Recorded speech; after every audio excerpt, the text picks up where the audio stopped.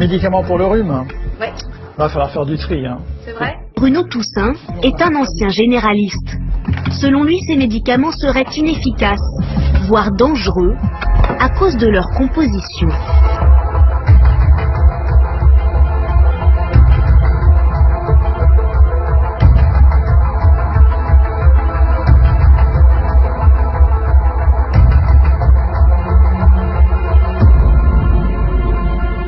Si on prend le paracétamol, ça va calmer un peu la fièvre si on a beaucoup de fièvre. Mais en général, dans le rhume proprement dit, ça va pas très loin. Et puis alors, il y a un deuxième médicament là-dedans, pseudoéphédrine. Alors ça, pseudoéphédrine, c'est ce qu'on appelle un vasoconstricteur. C'est un médicament qui a tendance à resserrer les vaisseaux.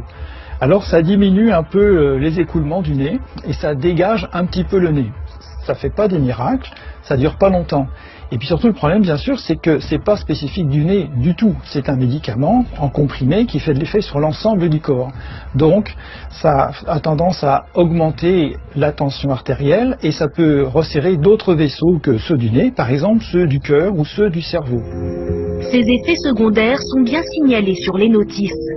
Risque d'accidents vasculaires cérébraux, d'hypertension artérielle et même d'infarctus du myocarde. Les plus graves sont causés par ces vasoconstricteurs comme la pseudoéphédrine, une molécule présente dans la composition d'un médicament anti-rhume sur 2. Pour Bruno Toussaint, le verdict est sans appel. Tous ces médicaments composés là, contre le rhume, faut arrêter de s'en servir, faut les retirer du marché. Alors en attendant que les autorités prennent les mesures qui s'imposent, en pratique, il faut que les patients comprennent que c'est des médicaments qui ne rendent pas vraiment service, ils sont beaucoup trop dangereux pour les services qu'ils rendent. Il faut que les médecins le sachent aussi, heureusement il y en a qui s'informent, et les pharmaciens également.